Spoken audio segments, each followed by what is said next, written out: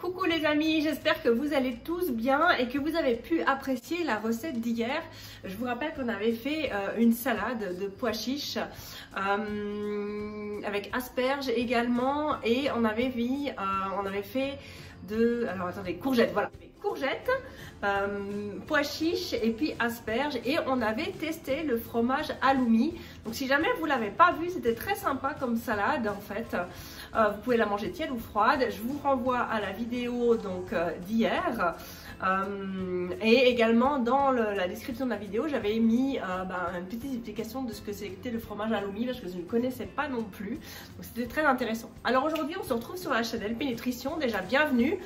Pour ceux qui ne me connaissent pas, je suis Lauriane Pichard, je suis nutritionniste et coach également, et j'accompagne des personnes qui ont pris conscience finalement que leur santé était au cœur de la vie, que c'était la base en fait, et que si on voulait essayer de combattre les agressions extérieures, il fallait déjà aider notre corps à remplir sa fonction essentielle qui est de nous maintenir en vie et en bonne santé. Et le problème, c'est qu'il ne peut pas le faire tout seul, et si on mange trop sucré et trop gras, on désorganise tous les systèmes et du coup on est beaucoup moins fort et le système immunitaire est affaibli. Donc c'est une collaboration que vous avez avec votre corps, votre esprit, vous-même. Et voilà, ça évite quand on mange sain et quand on se fait bien évidemment plaisir, mais quand on mange sain, ça permet déjà de perdre le poids qu'on a en trop, de revenir à une santé, on va dire, optimale, et ça nous permet d'être beaucoup plus fort et de s'adapter à notre milieu qui n'est pas des plus positifs en ce moment, surtout avec cette histoire de coronavirus qui nous remet bien à notre place par rapport aux erreurs qu'on a pu faire, que ce soit au niveau de l'écologie ou de l'alimentation.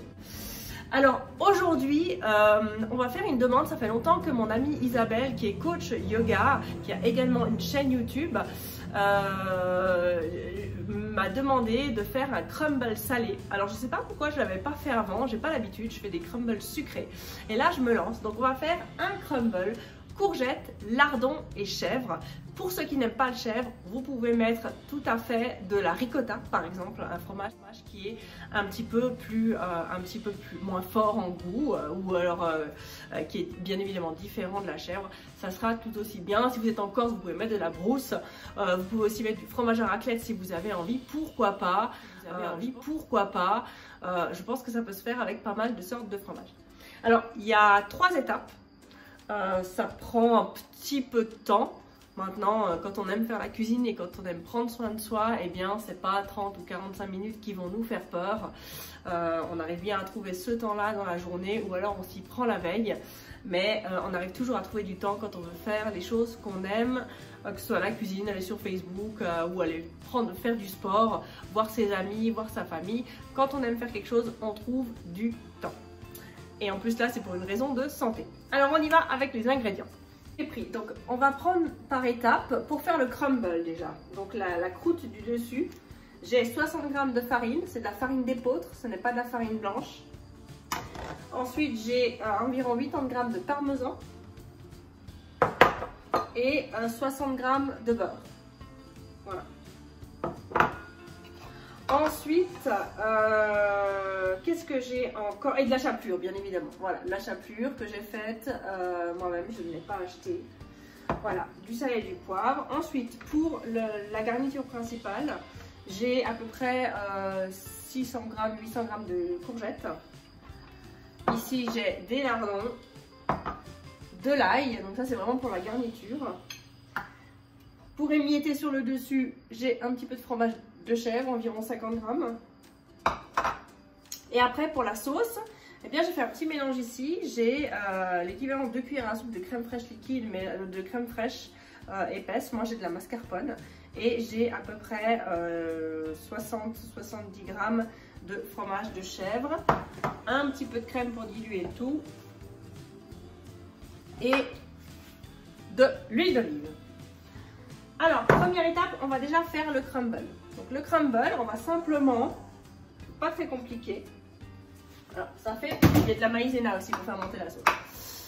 C'est pas très compliqué, donc le crumble, il va nous suffire de mélanger Voilà. Alors vous voyez, j'ai un aliment tout simple, j'ai un instrument tout simple. Alors c'est une recette que j'avais prise sur Thermomix, mais vous pouvez tout à fait le faire avec d'autres ustensiles. Hein. Thermomix, c'est vraiment quand on veut tout mettre ensemble et puis qu'on veut limiter les étapes. Voilà. Bon, chacun son truc. Hein. C'est des machines qui sont quand même bien.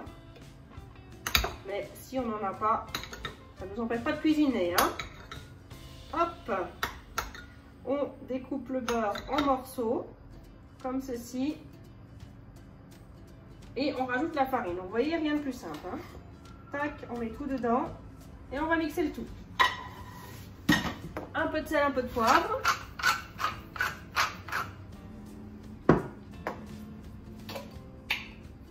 Du sel.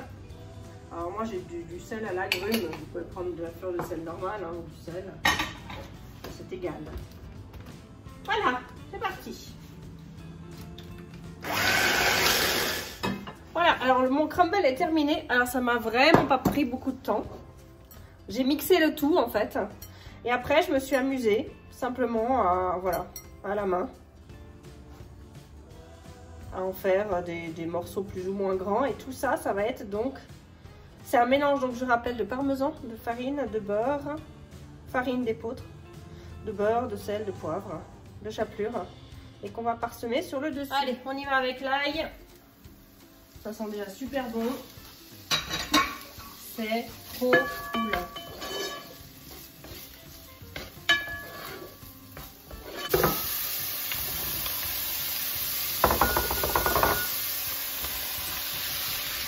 Alors, pendant qu'on est en train de s'occuper de notre garniture, voilà, on va la laisser un petit peu. On peut s'occuper de notre sauce.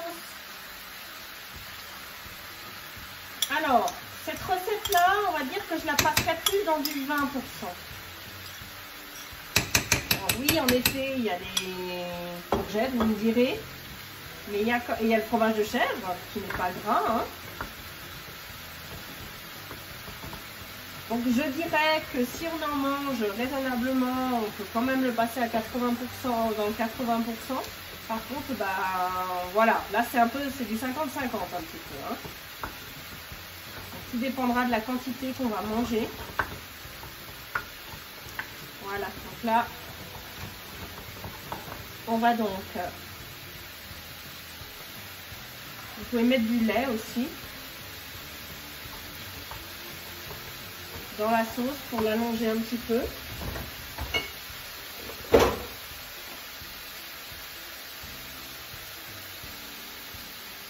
Mettre un petit peu de lait de riz.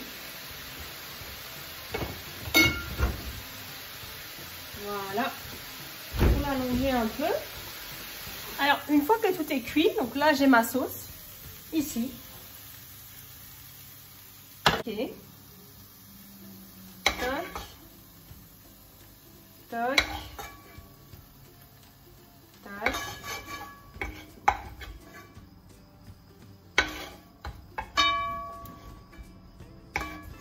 Voilà. Ça, c'est fait. On peut rajouter un petit peu de sel. Un tout petit peu. Et un petit coup de moulin à foire. Tac, tac, tac. Ensuite, ça.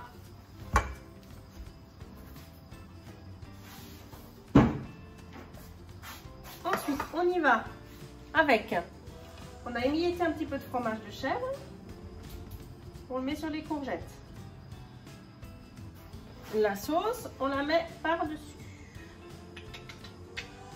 On n'est pas obligé de tout mettre parce qu'on peut encore s'en servir pour autre chose, hein, si vous estimez qu'il y a trop.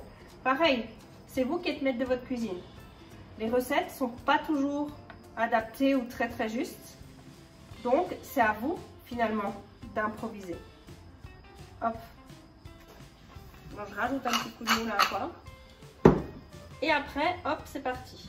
On met le crumble de cette manière. Donc, je vous rappelle, parmesan, farine, chapelure, beurre. Voilà ce que ça donne. Et puis on va voir à la sortie du four. Donc on va mettre un petit peu au four. Moi je l'ai mis à 200 pendant 15 minutes parce que ça a quand même pas mal cuit déjà avant et je veux pas que ça s'assèche trop. Et puis voilà ce que ça donne en résultat. Donc voilà, je vous montre, vous avez l'image qui apparaît. Donc c'est très très sympa, on va maintenant le déguster.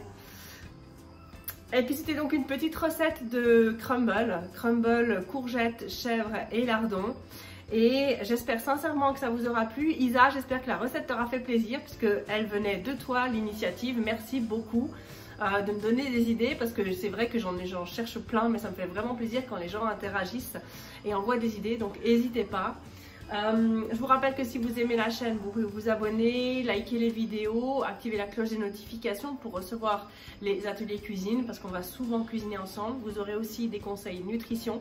Et si vous voulez vraiment passer à l'acte et vous prendre en main parce que voilà, vous avez vraiment envie d'aller mieux et de continuer votre chemin santé de manière optimale, n'hésitez pas à prendre contact avec moi. Je peux peut-être vous aider dans un accompagnement coaching comme je le fais avec d'autres clients, ou alors vous avez mes formations à télécharger pour être totalement autonome.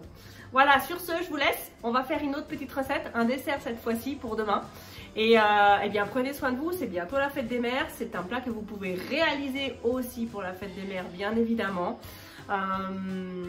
Et voilà, prenez soin de vous, prenez soin des autres. Et puis bon courage à tous. Ciao, ciao!